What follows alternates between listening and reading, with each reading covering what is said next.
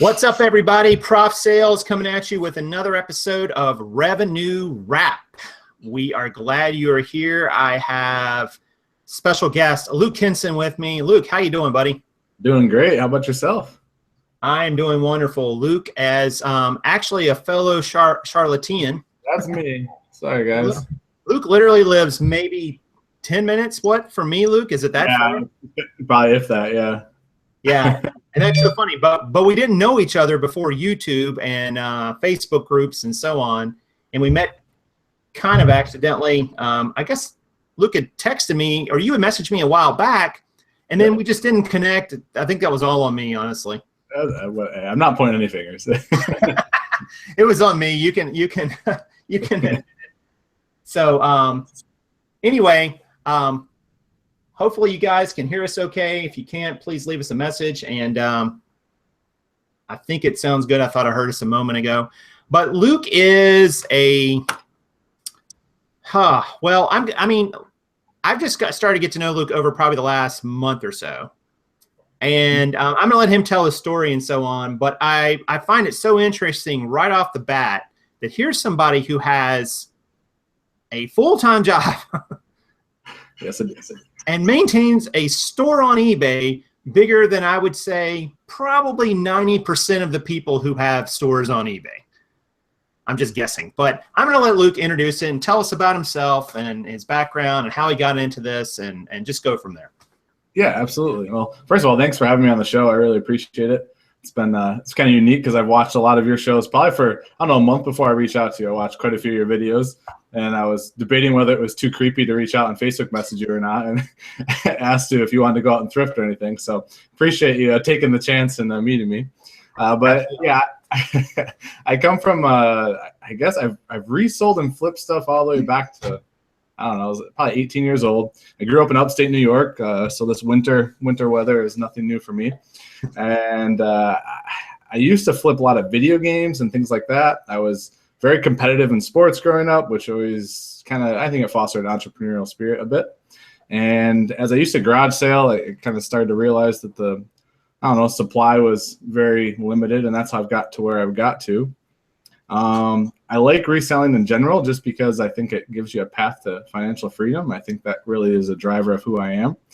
And I don't know, I think that's, like I said, I part-time and I work full-time in the finance world. I guess that's the other part I didn't talk about. So I work in the corporate finance. I got that 9 to 5, that boring life that everyone wants to get out of desperately.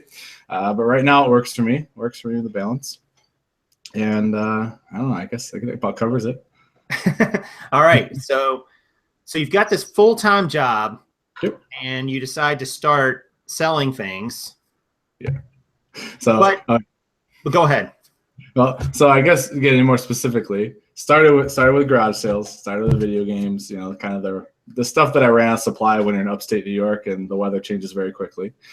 And stumbled on Steve Rakin's videos, believe it or not. I'm sure some of you have seen those, and realized that clothing was plentiful and in high demand. And that's really what my niche is. That's what I like to sell. And that's kind of how I got here. Nice, nice.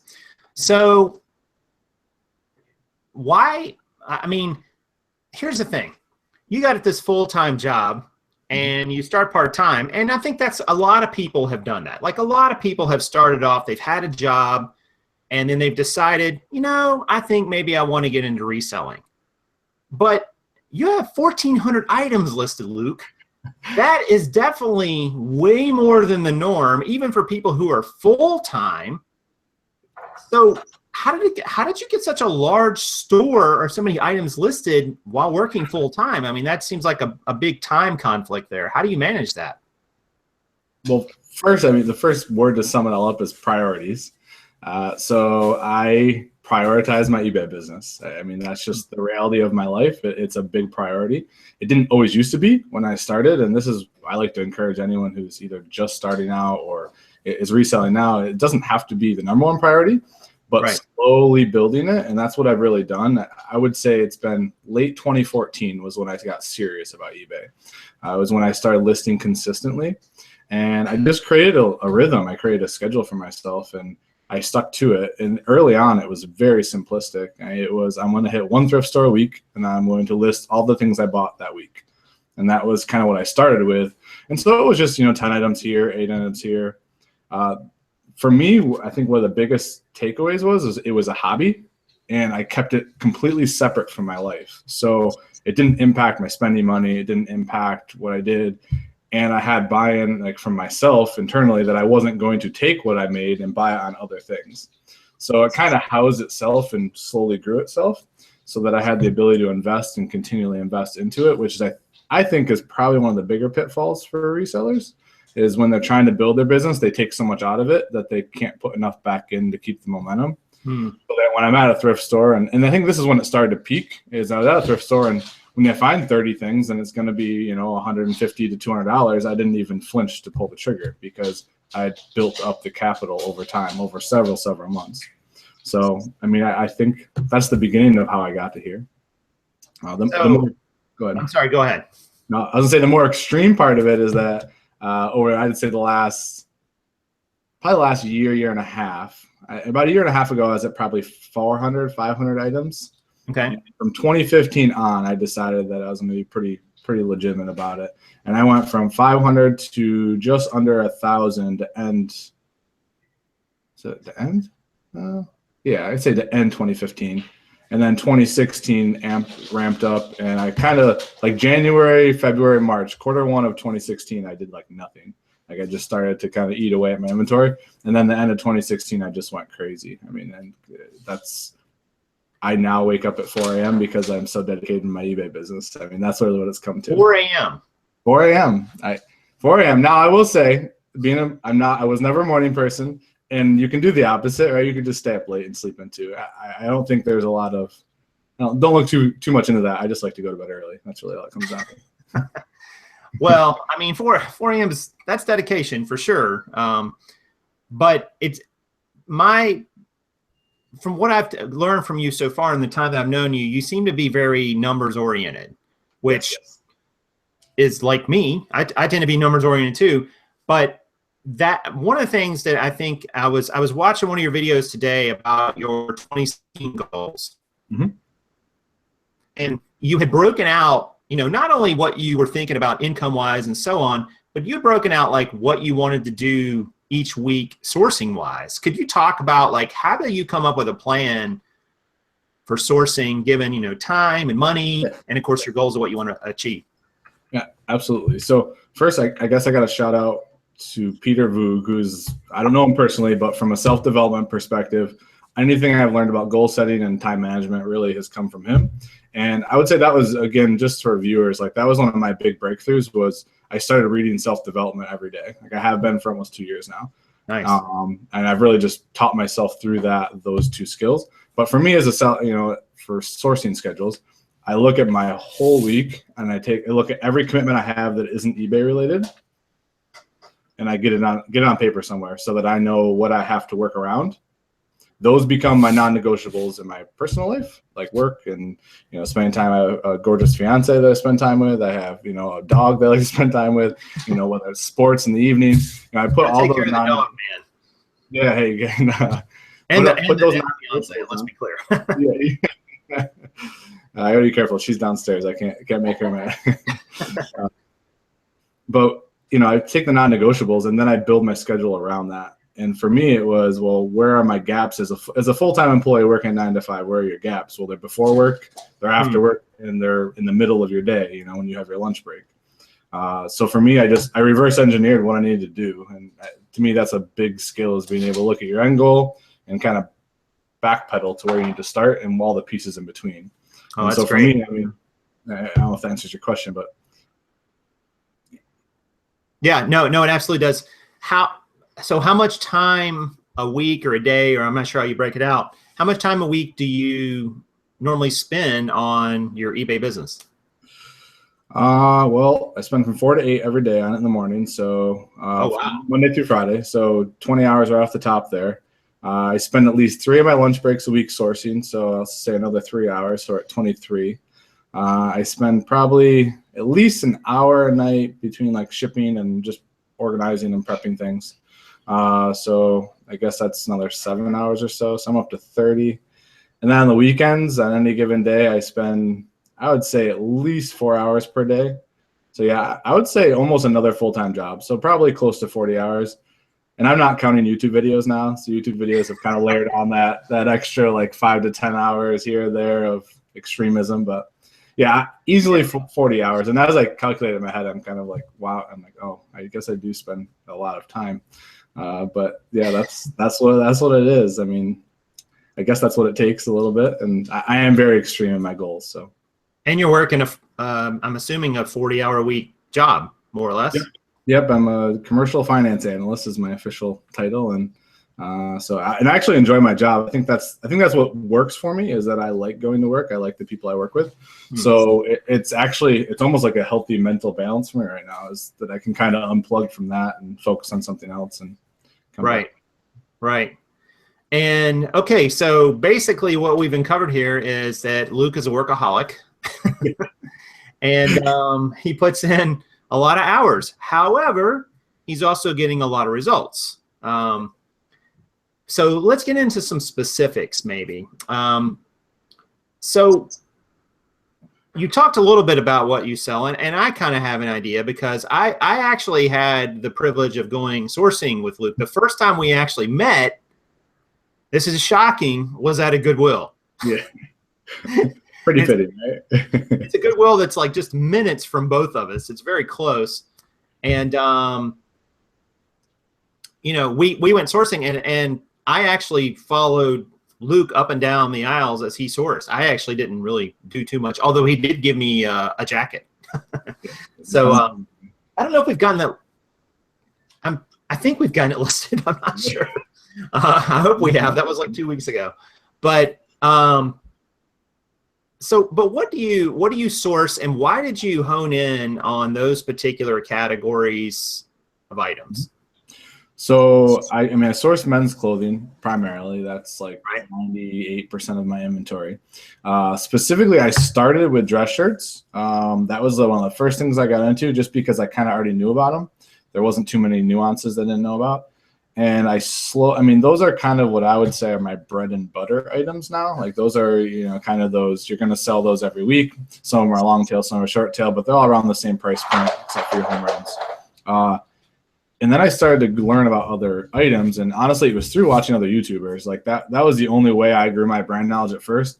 I didn't spend a lot of time to complete listings until probably my last 6 months. And that's really what's ramped me up. But so I started with the shirts, and then I, dress shirts, polos, those type of items. Slowly flipped those. It was also easy to find them on sale days. It was easy to find them when they're half off, because when I was in New York, we had a lot of half off stuff before I moved down here.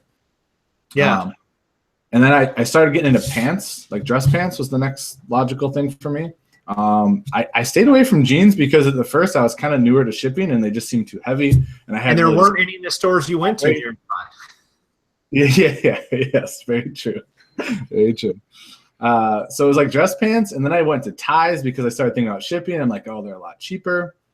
Right. And so I just kind of slowly kept adding pieces. And then I discovered blazers and suits. And again, I have to give some credit to Steve Rakin. He came out with a great ebook that probably is slightly outdated now, but it's still very relevant, the information in it, it was really a how-to on what brands look for, how to list blazers properly. They were super intimidating to me, blazers and suits, because there's more measurements, there's more nuances to them. A lot of times they're altered. And honestly, I think I didn't even own a suit at the time. Like I even in interviews, I wore blazers and non-matching dress pants. So I just didn't know anything about them. But when I started seeing the margins, it was just incredible. It was like you're picking even half off days, and even regular days on here, they're cheap, but $5-10 for suits that sell for $70, $80, $90, $100. And incrementally to prepare them, probably 20% more time than a dress shirt, but 10 times the margin. So I think that's really how the process for me has evolved. And it comes back to being in the numbers, is just looking at the time I put into preparing an item versus what I'm going to get out of it. And just realizing that quantity is great and throughput is great, but it has to be quality as you ramp up. Otherwise you're not going to scale, and you're just going to kind of run on the treadmill in place, so to speak. So obviously we know you hit places like Goodwill, but where else have you sourced, those particular items? have your locations expanded out as you expanded out your niches, or have you kind of stayed consistent? Yeah, so Goodwill is probably 85, 90% of where I get my inventory. I mean, I actually don't even mess around with the Value Villages or the Salvation Armies around here. We just have so many Goodwills that I don't need to. I mean, there's enough of them. And for me, they're easy layouts. I think that's my biggest selling point I'll say with Goodwills is they're clean, they're organized. I can be in and out in 30, 40 minutes. I don't know. I feel comfortable in them. And comfort is a good thing when you're trying to have speed. I have done a couple of estate sales. I really like estate sales. The problem for me is that a lot of them are spread out, and to plan an effective route with my limited time. If I was a full-time reseller, I would hit estate sales all the time because I would just incorporate them in my sourcing route because I had a little more flexibility. But it's just very hard when I have a limited amount of time on the weekend to take a chance at one and come up empty. Terrifies me. Where if I know I'm hitting 8 stores, I'm getting 10 items per store almost every time. I mean, it's very rare. And so I can methodically plan what I'm going to get. But recently, reselling Facebook groups, so like local ones to your community, everyone seems to have it now. Like each zip code or town, they seem to have their own private ones that someone runs. It's whether like it's a mom or, you know, whoever runs them. And I found a lot of good inventory off there. I probably spent $2,000 in the last 3 months sourcing jerseys. So I bought some autographed sport photos. I bought some sweaters. So there's people trying to unload stuff from the closets. Like I'd never messed with Craigslist much, but this was just a different. I was getting more in bulk at a time, and it was very local. So those are my 3 real big areas I have. Okay. We'll talk about estate sales offline. Okay. Because I have some ideas there.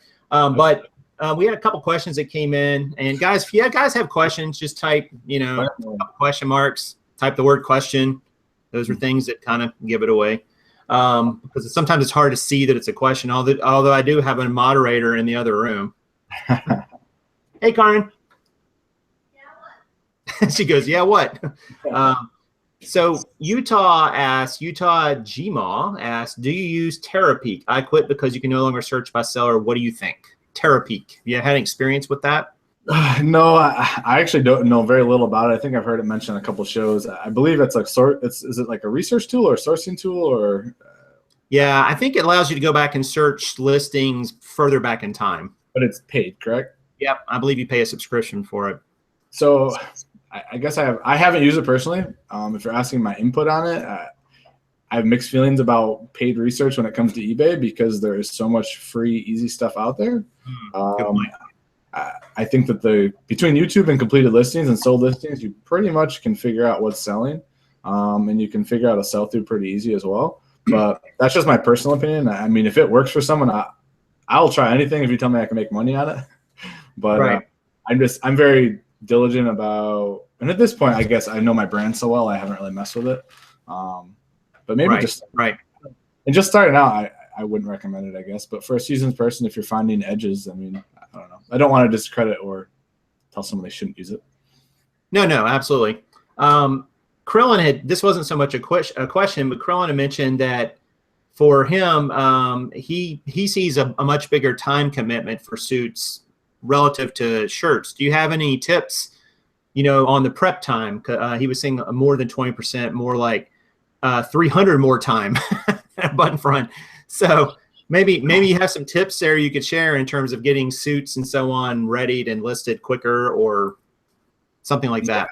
I mean, I guess I'll give the shameless plug that I just did a video recently on my channel of prepping a blazer from start to finish with a listing. But for me, the difference is, I mean, aside from that, is I do about 5 to 6 photos for a dress shirt, and I do all 12 for a blazer. But I still am only doing about 3 turns of the mannequin, and I use a standing mannequin. So for me, the time difference of the pictures is very, very minimal. And then the measurements, I'm only throwing in 2 extra measurements, and I'm still storing them the same way I store a dress shirt. So, I mean, they're still going in a poly bag, getting sealed and thrown into. And I know we'll probably get to that a little later, but we will. Somebody was asking about it, so that's great. So again, being very efficient with only turning a mannequin 3 times, getting still 12 shots, which is a lot of pictures. I mean, that's the cap. Yep. But with suits, you do have to take more pictures. So like I said, I'm talking blazers, I think 20%. Suits, definitely a little more because we got to do pants and there's 5 measurements. Oh, yeah, suits. I meant blazers. I'm sorry. Suits are probably 50% more, but it's worth it, more than worth it with margin. I also batch everything. I mean, just to throw into that comment, right? Like when I source, I do all my dress shirts until they're gone. Like I have them all in piles as I source the week, and then I'll do all my blazers, and then I'll do all my suits. So it's like I'm kind of powering through and churning through them. Right. Okay. Let's see. Another question here. Adam asked, I wonder if returns are common when selling suits. How about that? Do you get a lot of returns? Honestly, I haven't had a ton more than I would with other stuff. If it is, it's very, very minimal as long as you're listing them correctly. And I know there's many ways to do that, but measurements are the biggest thing and pictures are the biggest thing, right? If they can visually see the pattern, the color, the approximate size, the quality of it in your pictures, then all they're waiting for is measurements. And as long as you're including, there's 10 measurements I do for a suit, right? You're doing pit to pit, the sleeves, the shoulders, the length. What did I leave out there? Top to bottom, I guess, length, shoulders, sleeves, pit to pit, and the waist, I'm sorry, waist across the buttons. And then you have your pant measurements, which is your waist, your inseam, your rise, the thigh, and the knee. And if you have all 10 of those, someone buying a suit for the most part knows their measurements. Right. Blazers, I probably would get a few more returns than suits because most people are just like, oh, I'm a 46 regular. And well, 46 regular brand to brand can vary a lot. And so I would actually expect more returns with blazers than suits just because people are very particular with their suits usually. Interesting. I had no idea. I didn't know that they varied from, well, jeans do too. So I guess it shouldn't surprise me, And it varies in style. If it's 2-button, 3-button, usually the measurements vary a lot there too. Right. I do have one, and maybe it was the one we got when we were out. I do have a blazer up, so we'll see what. Yeah. God knows if I got the measurements right in the description. I see a question from Almost Antique Man, I think. How do you fold a blazer to fit in a poly bag? Yeah. Again, shameless plug. I showed how to ship a blazer in a flat rate. But aside from that, in that video, you can fit them. I use actually I have one right here. So I use these just 12 by 15s with a flap log. And I fold it in half. Do I have a blazer here? I don't. You don't have any. They're all listed. Yeah, I might in the other room, but I fold it in half, and then I fold it in half again, and it usually slides right in. So usually don't have much of an issue. There you go. Reseller secrets right there, guys, because I've been wondering how if I sell the one I've got, I'm like, how am I going to ship this thing? Man, I have no idea. So now I know. And there's a couple other questions too, but we'll get to some more. But this question came up, and it ties in with a question that I had prepared beforehand. So you got 1,400 items, and you're selling clothing, and you're selling some blazers. You got some shirts. Those are decent size items. I mean, they're not super large, but they're decent size. Where do you store them all, Luke? Where do you keep all this? Tell me you got this huge walk-in closet. So when I was in New York, I kept everything in my house. I had a huge basement, and I had everything hung. So this was, and I am very opinionated about this. I had everything hung. I thought everything needed to be hung and in perfect shape, and had everything with hangers labeled. I actually used Rakin's old inventory method. And then when I moved down south, I moved to a 1-bedroom apartment with a golden retriever and my now fiance. Very challenging to have your inventory in there. So wait, is that where you are now? I am not there now. Okay. I was just making sure. It was a progression. So I got a storage unit, and I strategically, this is for anyone part-time, I strategically got it next to where I work. So in Charlotte, they're all over the place, so that I can get all my sold items during lunch. So whatever sold the night before, I pick up at lunch, I ship at night. So I have a 10 by 25, and I converted to bins. So this was all by accident. Like this wasn't even like on purpose. I wasn't researching it. I had to move into it with a U-Haul. And so it put everything into bins, and I labeled everything with the numbers that were on the hangers. And when I got down here, I realized how much easier it was to sift through and find all those things when they're in the bins. And that's when I realized that a lot of people use bins. It's a very common practice. But so everything I have is in bins, and it's in a 10 by 25 storage unit. Isn't that interesting? Because we think about clothing, especially like suits. You go to a store or a blazer, and it's hung. Yep. Right? I mean, sometimes the pants could be on a table maybe, but you don't usually see like a jacket on a table. But But your contention is that, hey, storing these in bins and putting them, you know, are you putting them in the bags that you're going to ship them in as well, basically? So at first I wasn't. I have been lately. So that was one thing as I'm looking to build and be more efficient. I put them in there. I add the weight and the label number on there. So when I pull it, I'm just putting in a self-seal poly bag to ship. But yeah, I mean, they're already in the poly bag. And my view of it is, if I'm going to buy a blazer or a suit, it's not a low-end item, right? That's not something that you're not buying a cotton T-shirt. Most likely you're getting it slightly altered if you really are passionate about your suits. And you're definitely getting it dry clean. Like, you're going to get it dry clean when you get it. So it being wrinkled or being whatever isn't really a big deal.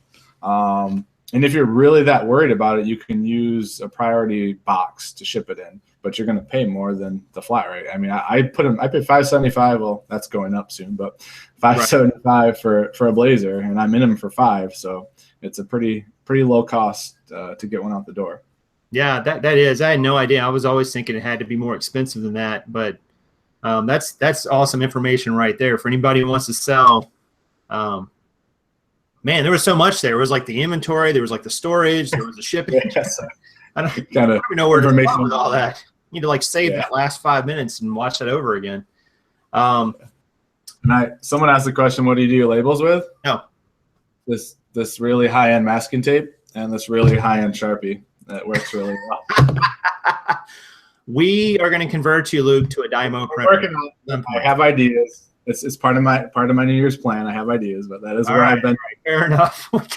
The man's got 1,400 items. You can at least afford a Dymo printer. Come on. Yeah. Actually, I can't. You know, I may have told you this story. I don't remember, but when I first started listing jeans, and if you go back on some of my older videos, you might even see them. I was taking the little tiny Post-it notes like this big and writing the ID number and the location on them and paper clipping them on the jeans. That's how cheap I was. I saw that. I honestly, I use this just for the sticky adhesive so it keeps the bag shut. So in my defense, there is some practicality to it. Yeah, that makes sense. You're not having to put a separate label in there too, but a separate label you can put more on. And what I found with my system was that when I was writing on the Post-it notes and so on, I would sometimes make a mistake and write, you know, instead of 1234, I'd write 1235. And then you file it away in inventory until you have to find it. Then that's a big problem. So by copying and pulling in, you know, the inventory straight from my spreadsheet to the Dymo printer and printing it off, I pretty much eliminated, you know, that dumb issue. Okay, so let's see. So yes. Salma's saying I will look for a Dymo printer. It's a Dymo printer, 450 turbo. Good little printer. Pick them up for like, I don't know, what are they? Maybe $80, $90. I think you can get them for something like that. You get them pretty cheap, and I bought my label printer used, so I don't know. Or you can buy it used for even cheaper, right? And they last. Someone asked for me to post Luke's YouTube channel. Adam, Luke's YouTube channel is in the description of this video already. Yes, so you can go there and start your Lukeathon of watching videos if you want right now. Yeah, they're Lukeathon. All right, so we've talked about reselling. We've talked about your sourcing a bit. What kind of challenges are you facing, Luke? Because I know you were like a cerebral guy from every indication from knowing you so far. So what kind of challenge are you facing? Obviously, you're facing a challenge with time, working another job, but what else are you facing with your business and building this business into, well, we'll get to what you're building it into, but just what's been tough for you? What are you trying to work out? So, I mean, for me, scale, right? Scale is always the challenge as a reseller. I think I've listened, anyone I've ever followed as a reseller, scale becomes an issue, right? You become very efficient at what you do, and then you run out of areas to be more efficient with your own time and energy. So for me, it's just been brainstorming ways that I can piece out parts of my process to free me up to then go, at this point, go source more. I think it's going to be a while before I'm to the point where I need to fully take myself out of it and have every process, subbed out. But yeah, scale's been a challenge. Being full-time in the corporate world makes it challenging to have an employee, right? It makes it challenging to work with someone. They're not going to come meet me at 4 a.m. at my 4 house. a.m. in the morning. That's what I was thinking. Like, hey. Right? So, yeah, I mean, those are a lot of my challenges. So, yeah, I mean, my 2 ideas, and I guess I'll share. I previously had a friend who prepped all my inventory for me. So he did pictures and measurements. I paid him piece rate. It worked out really well. Just did like the 1099 thing. You paid him per piece, right? Yep, per piece. I did gosh, we did $1 for, it was $1 for pictures and 50 cents for measurements for basic items, and I did $250 total all in for a blazer. I did all the suits because he wasn't familiar with them as much, but that worked really well for me because I just dropped a bin. Like, I mean, I actually played basketball with him, so he picked up the bin of stuff at our basketball game. The next week I picked up, it was completed in the bins, ready to go. He handed me my listing sheets, and I could just list them over the next week. So Nice. for me, I think networking to find some people that are trustworthy and reliable, where I can drop off to 1 or 2 people for the week and they can prep 50, 60 items for me so that the following week I'm just literally spending my time on my computer doing them, would be ideal. I have a lot of ideas for that. And I mean, we've been chatting a little bit about that offline. I've talked to some other resellers too who do it successfully. So hopefully that'll address that challenge, but scale is without a doubt my biggest challenge. Right. And I think that's always it with eBay, right? Because you're having to warehouse everything. It's not like FBA. You're usually single SKUs when it's closed. I mean, I would be very nervous about ever. I think I've got a pair of Rock Revivals that I've got 2 of that I'm like, they're brand new with tags, bought from Nordstrom Rack. I feel confident putting quantity 2 on this. Yeah. You know? Yes. But man, it's just so hard with clothes because any little difference, you know, and somebody gets it and goes, you didn't show a picture of that because it was the other one you took the picture of, you know, and it's tricky to have quantity of any clothing item. That's for sure that you're, you know, just finding one-offs. I probably missed a question or 2 here, but well, if I did, somebody can put it back. Someone was asking about what about your room? I think you said you had a 10 by 25. My storage unit? Yeah. It's 10 by 25. How much room? How full is it right now, and how much bigger can it get with your? I've got furniture and personal stuff in there. I mean, I could probably, I bet you I'd max out at 4,000 items in there. Really? Wow. So well over double from what you have now. Yeah, and you got to realize as long as you're being diligent about as your bins get to halfway full is combining them, right? Combining them and taking one out and making sure you're constantly maximizing that space. I mean, like I said, I comfortably walk around in there without any issues. I only have them stacked 2 high. I don't even have them stacked 3 or 4 high. I mean, it's very spacious. It'll be a long time before I outgrow that. And by that time, I guess we can talk later about end goal. But yeah, by that time, I'll have a more dedicated space for it for sure. Right. That's pretty cool. So a 10 by 25, there's the number, guys. Somebody asked about that. Luke's estimation is maybe 4,000 units. I mean, that's quite a few. I mean, it's cheap, guys. It's cheap. It's not temperature controlled. It doesn't need to be. I mean, it's even in the hot summers here, I had no issues this last year. I think I'm paying $184 a month. I don't mind sharing it. $184 for a 10 by 25.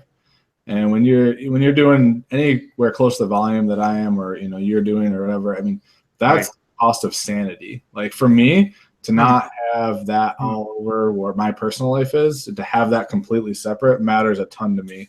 I may very much, if my workspace is cluttered, I'm not getting anything done. Like that's just how I operate. That's how my mind works. So having it not here is just enormous for me in productivity.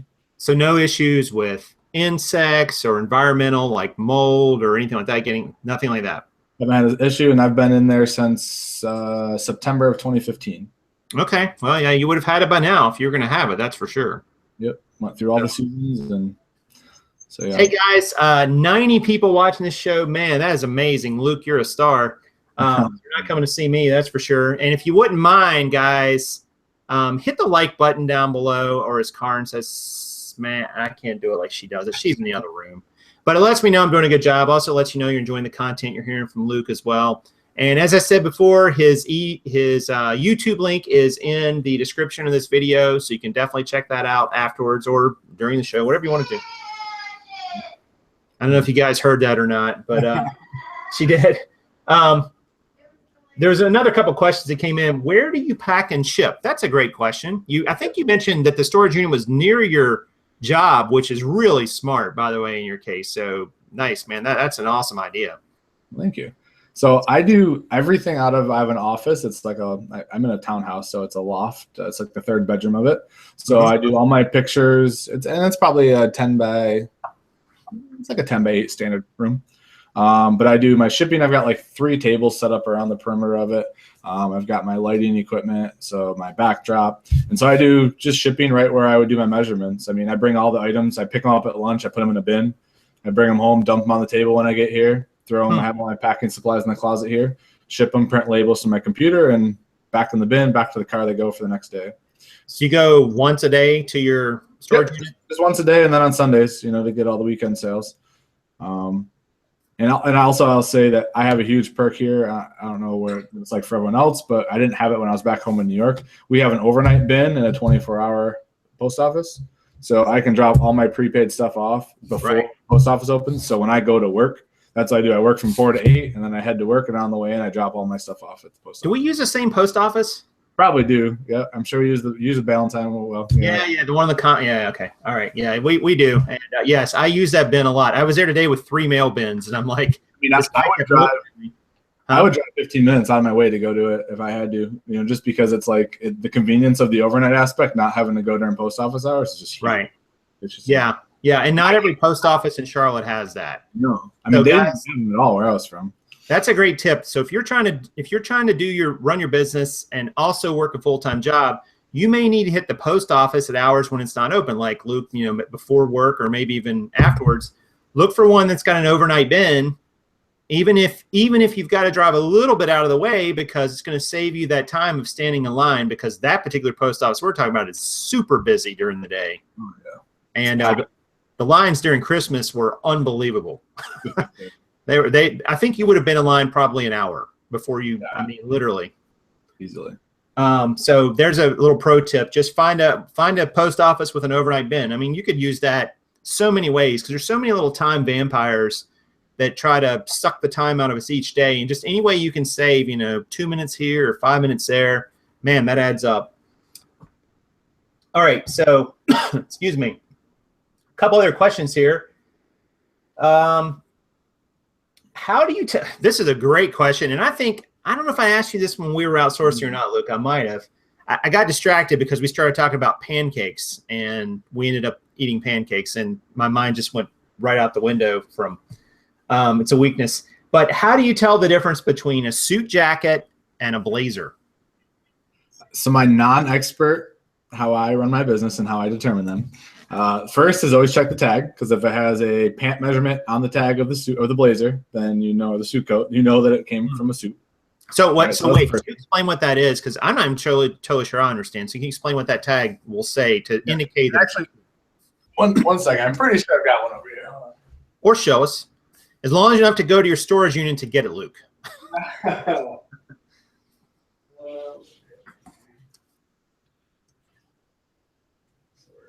Some other people are talking about it. Okay. So this is just a Joseph A. Bank basic. Like, this is about the lowest end suit I'll buy. But so in the pockets where they normally are.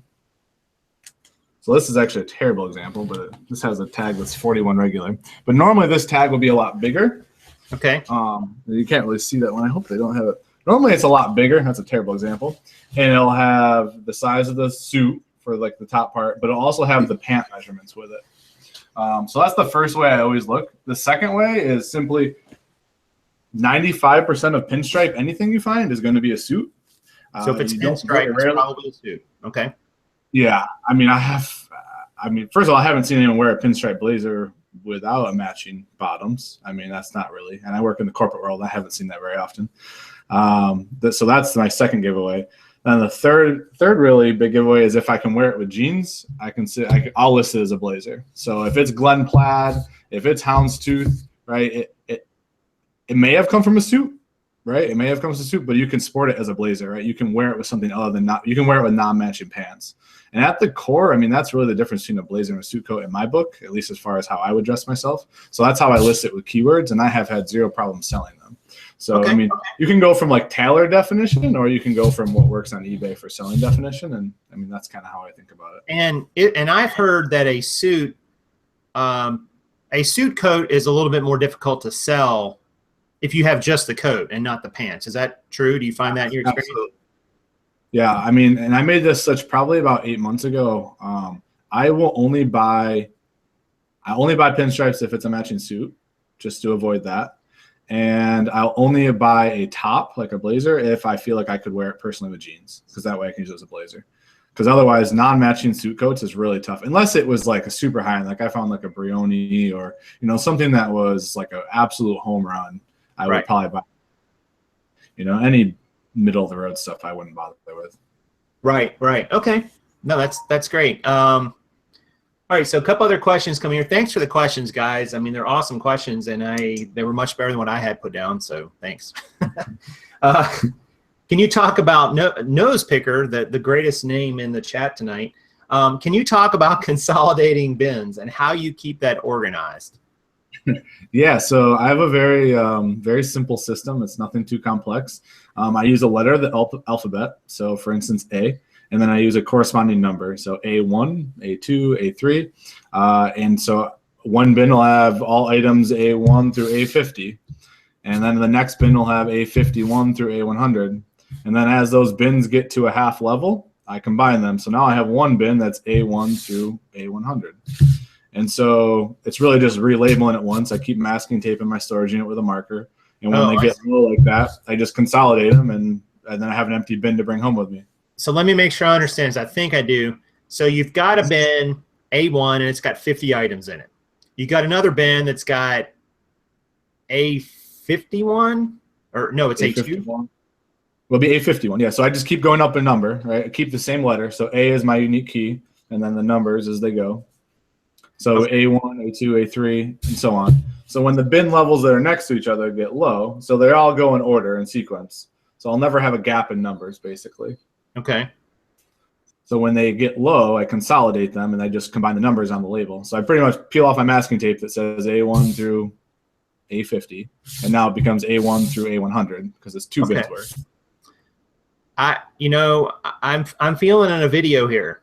Yeah, I have, that's on my to-do list. I've had a couple requests on my channel. I have that written down. All right, fair enough, because that's fascinating to me. I'd want to see it in action, but it definitely has some. I mean, obviously it's working for you, but it has some potential to other types of clothing too, I think. Because I don't differentiate what type of clothing goes in the bin either, right? So I can put any type as I'm listing in there, pants, blazers, whatever. So that helps a lot. Right. And that's great. I mean, that makes total sense. Let's see. What else we got here? Did it take Karin is sending me questions too, so it's fine. Did it take you time to accumulate that amount of inventory, or do you buy about 1,200 every month? Oh yeah, it took a long time. It was over a 2-year period. But I would say like the last 600 items or so, I would say from 800 to from 800 to 1,400 I've done within like the last year. And what kind of sell-through get? I mean, if you don't mind sharing it. Yeah, no problem. I just did a December kind of review too, so that's the only reason I know this off the top of my head. I listed 299 items last month, and I sold 227. So that should give you an idea of sell-through and how slowly that inventory is building now. Like I'm at that critical mass where it's a lot harder to gain inventory, where like when you're at 600 items, if you list 300, you're getting 150 to 200 item lift right away. Right. Now I'm, if I list, my goal right now, I'm trying to list 350 per month for the whole year. And so it's basically 12 a day, and it seems doable so far. We're almost 10 days into the month. 350 a month, people, and he has a full-time job. I mean, that's a good number. You're listing like 12 a day every day of the month. So. Yeah, I've got average sell price is about, it's somewhere between 25 and 28 per item. So 227 at that price. I mean, it's and that's before shipping, or do you do free shipping? I do free shipping for everything. This is probably where me and you differ, Jason, but you are also a different commodity, so it makes sense. And it just shows there's two ways to do things effectively, right? I mean, that's really what it shows. Yeah, and and I go back and forth about that, and I did for a while. And what finally sold me was, every time I get a return, I'm eating the shipping. when you do free shipping. And with jeans, it's not a huge amount. And if you do it right, you shouldn't get a huge amount of returns, but you're going to get returns. Yeah. Because people, don't know their sizes, or it just doesn't fit them right. I mean, whatever. I got a lady tonight who's texting me saying, hey, there's a hole in these jeans. And I'm like, okay. And I put in the listing, there was a hole actually, and had a photo of it. And I was like, can you send me a photo? And she's like, can you give me an email? And I'm like, just send it through eBay. And I don't know. I'm like, I put in the listing, there's a hole, and I bet that's the hole you're going to send me a photo of, but that already has a photo of it in the listing and in the description, but it's probably going to be in return. And it's someone with a feedback of 2. Oh. So, one of which is me, because it was automatically given to them. I do have so with that, I've done the math in my head, and I'm like, I have 3% returns. Like, it's what it is. Like, that's good. 3%. So the way I figure it is, if I get more than a 3% lift in sales because I offer free shipping, then it's worth it. Right. That's just basic, simple math. I know it's not always that simple, but to me, from a macro perspective, if I'm going to get a bigger lift in sales greater than 3% simply because I offer free shipping and they usually is appealing to them. And you could argue it doesn't even have to be 3% lift. You could make it lower, because really all you're getting is ship,ing, not the full cost of the item. So right. Yeah, right. Exactly. Yeah, no, that's a great way to look at it. And you probably are. I mean, it said, there's a thought that a lot of things that are offered for free shipping get pushed up higher in search and get a bounce. And I don't know. I want to see pros and cons. Yeah. Not out there, I don't think. Maybe TerraPeak's got that information. Let's see. Flippin' Motel says, I've heard blazers, jackets, and suits can be long tail. After you post, do you actually package the suits and keep them folded in polybag until they sell? Does that cause any fold issues for the buyers? So I have had one complaint in my, I'd say, a little over 2 years selling blazers and suits. And it was simply because they were I think the comment was it was a new with tags blazer. And I think this is where it came in. It was a new with tags. It was a Stafford, super low end, but it was a silver button blazer, and they sell okay. I think I got $50 for it. And I think because it was new with tags, they had the anticipation it was going to come perfect as is. You'd buy it in the store. Right. I have not had a single complaint on any used blazer. I don't know the whole psychology behind it, other than I feel like they're going to get dry cleaned. And I think the only way you might run into trouble is with fully canvas suits. And I haven't found a ton of them to know, on a test basis. And that might be a good question for Ronnie, actually. I probably should reach out and ask him. So he's an expert at suits, but with fully canvas, they're a lot thicker and they have an internal lining in them. And I've just learned this recently. So I'm not sure if that would mess it up if it was long-term. But I will say that any fully canvas suit I have doesn't sit for more than a month or two, because it's usually a super high-end brand. So right. Okay, so the answer to the question is basically no. It doesn't cause an issue. Yeah. Not enough to be concerned about it. Not enough to matter. Victoria Smith asked, do either of you do a restocking fee? I do not, but I will let you answer. So I did very early when I used Rakin's template he had. Very early on, I did a restocking fee. And so I took that out pretty quickly, because just trying to figure it out and enforce it is just silly. It's just, how do you enforce it? Buyers hate it. Yeah, it's just it gives an unpleasant taste in their mouth, and honestly, I don't have the time anymore. Like I said, we're getting to the scale. The amount of time to communicate with the customer just isn't worth it to me. For that extra $3, it's not worth it anymore. Early on, it was worth it to me because every dollar mattered, and I think that's when I cared the most about it. And I can understand and relate to that totally. When you're trying to build in the beginning, yes, you are, Ronnie. Don't be humble there. Not an expert, just. And he misspelled expert, which is pretty funny, actually. So just messing with you, Ronnie. Let's see. All right, some other questions here, and which are great.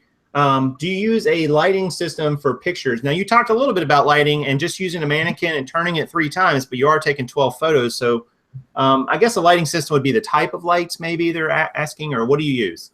Yeah, so it's a pretty cheap lighting kit off eBay. I think it's $40. And it's just the 2 stand lights with the umbrellas, the white umbrellas.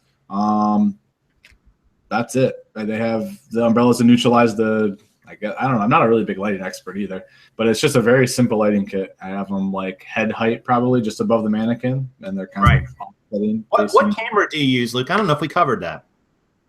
I use a, let me see if I can grab it real quick. So this was a purchase I made like, I don't know, a year and a half ago. It is a Canon, I don't even know what the heck it is. Canon PowerShot SX20 IS. Okay. And the only reason I use this and not my phone is because I ran into a storage issue on my old smartphone. And so I realized how stupid it was to try and delete stuff all the time to get enough. I'd be like prepping doing a batch of like 50, 60, 70 items, and I'd get really mad because I didn't have enough space on my phone.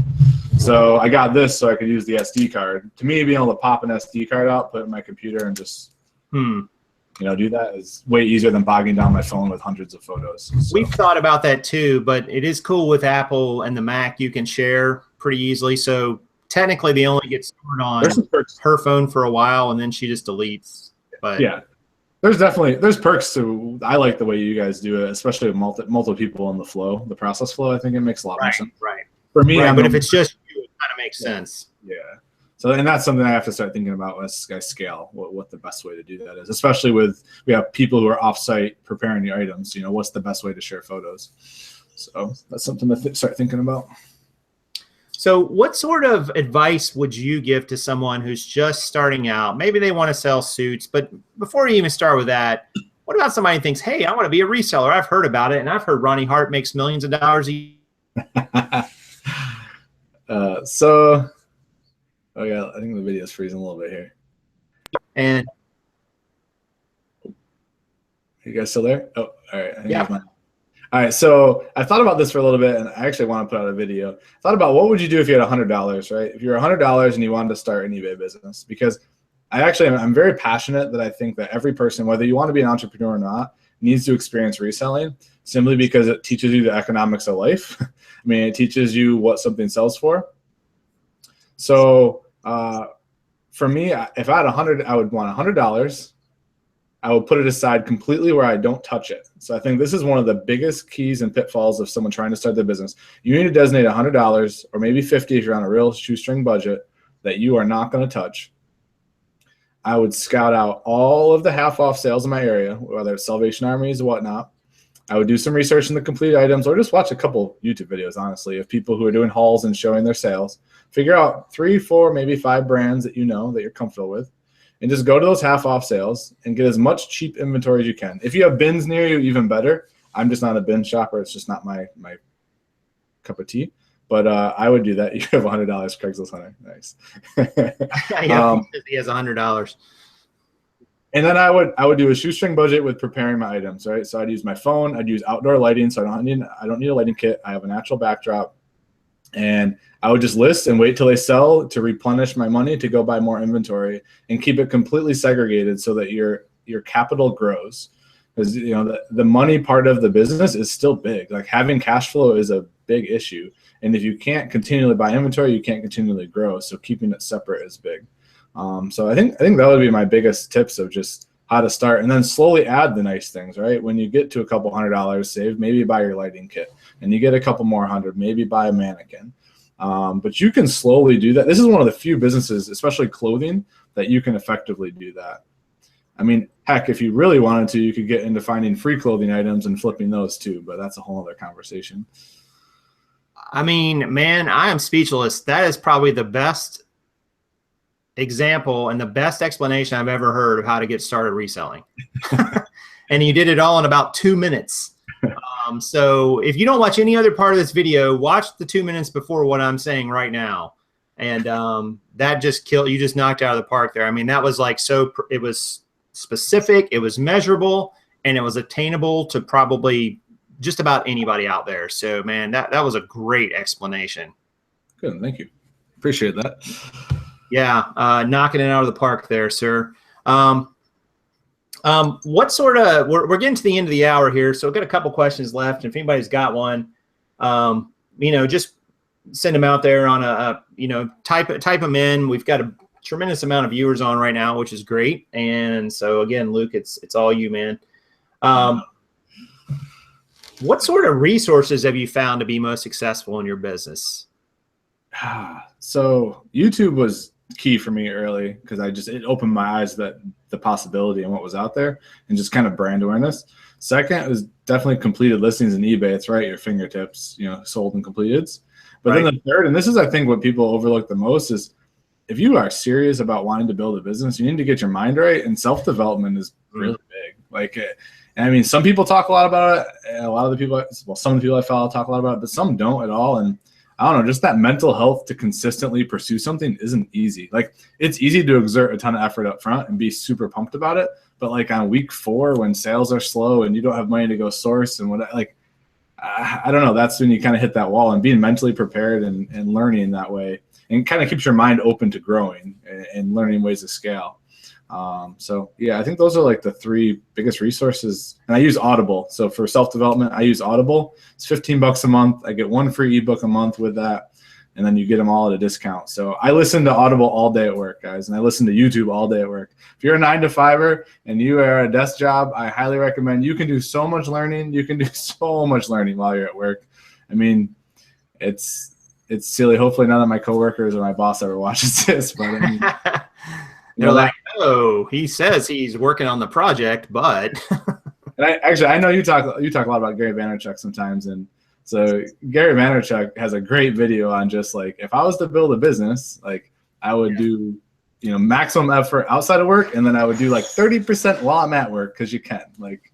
Yeah. And you know what I find too? I don't always remember, but I'll take my Bluetooth, and if I'm listening to a podcast, I'll take that as I go out and run errands. Yeah. So I got that in my ear, that way I don't have to have an earbud in. I can have my, I'm not like this cord dangling from my pocket to my ear. Man, that's great though. I mean, you really do have to you really got to keep finding resources and using them. You can't just go out there and just put out effort. I mean, you're not going to get the greatest results, right? I mean, you've got to have some direction. You've got to have some education. You got to take some time to do that stuff and not just be like, oh, I'm just going to list.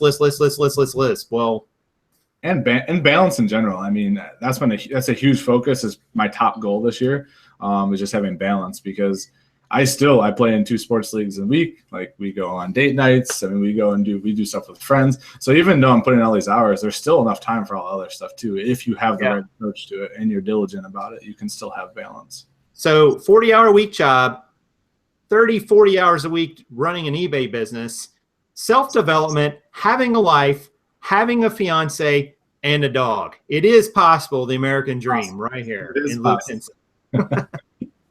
It is possible. So what's the future look like? You talked about scaling. So what does that look like down the road? What's 2017 Luke going to look like, and 2018 Luke? So 2017 is, I am bound and determined to do 350 items a month. New listings. I'm going to hit 100K. I don't like setting monetary goals, and I have to preface this. I hate setting monetary goals because it's really just what effort am I going to put in, and you get what you get. But I've very diligently reverse engineered this one, that like 100, if I do what I'm saying I'm going to do, 100,000 should be in my cards, which for me, I have about a 60% pre-tax net. That puts me at a really good position to make some big decisions at the end of 2017. I can't say that I want to go full-time for sure, because I don't know. But I do know that I want to build my business to a point where I have people who are doing all of the key stages. So by the end of 2017, I want people who can prep all my inventory, who can do my shipping. And then all I'm left with is sourcing. And even I would like to get to a point where people can put listings in the templates where I'm just editing the prices on them. Right. And then I'm just spending my time sourcing. So that's end of 2017. I have to have the process developed. Like, it's got to be there, so that when 2018 comes, I have any choice I want. 2018 and beyond, I would like to buy a dual unit property. And this is just something I've been wanting to do for a while. You're renting one side to me, right? We've already decided. We've already discussed this. We have an early lease that no one knows about. Okay? I want a dual unit, like commercial property, that I will buy and rent to myself. And that's a whole other tax thing. But basically, it'll be home for my eBay business, home for my employees, and I'll hopefully create a machine that runs mostly without me. And then I'll run out the other half to someone else. And then I have a lot of other ventures I want to pursue in the future, so that I can kind of do both. I need variety, so this one will always continue growing. I'll never give it up. And I want to get into contracts with bulk buying new tags return items. I think there's a huge opportunity out there with a lot of these department stores. There's already a lot of people, middlemen there, but if you can get your machine built, I feel like, especially in the clothing world, and you can get some of those contracts, you have the capital to do it, then you're not having to go and source locally all the time. So those are some big ambitions. I need to do a lot to get there, but that's what's on the horizon. Man, I think you're on the path. Man, that is great stuff. And like, if you ever need to figure out what you need to set up goals to look like in a plan, Luke just gave you a 2-year plan. Now that doesn't have to be your plan, but coming up with specifics, and they're measurable, and you can adapt and evolve as you get to them, or you decide to go a little differently. Luke, that is awesome, man. That is tremendous insight on where your business is going and where you're at and where you think you'll be down the road. So thank you for that.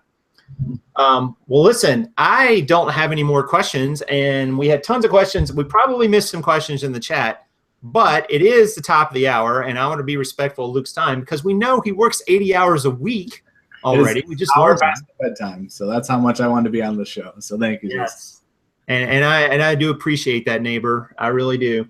But that's going to do it for the show tonight, guys. So if you've got questions and comments, leave them down below. Make sure you smash the like button if you like this video, as Karin loves to say. And check out Luke's channel. It's in the description. You can go there. He's been putting out some content, but he's going to be doing some more over the next few weeks and months and so on. And it'll be just as great as the content you saw tonight. So it's just the type of guy he is and the mind he has. So I'm really thankful for you coming on the show tonight, Luke. Really appreciate it. And you are welcome back anytime, sir. All right. Looking forward to it. Thanks, Jason. Appreciate the opportunity. All right, guys. Well, look, that's going to do it for tonight on Revenue Wrap. Tomorrow at now 4 o'clock, we're going to have Steve Rakin on. Right. I will be tuning in. Little time change, and that'll be a lot of fun. We're going to be talking about the evolution of Steve Rakin. Oh boy, that's a loaded topic. And that's an approved topic by Steve himself. So we'll talk more about that tomorrow. So, all right, guys, that's going to do it for now. Everyone take care. And this is Prof Sales saying good sales to you.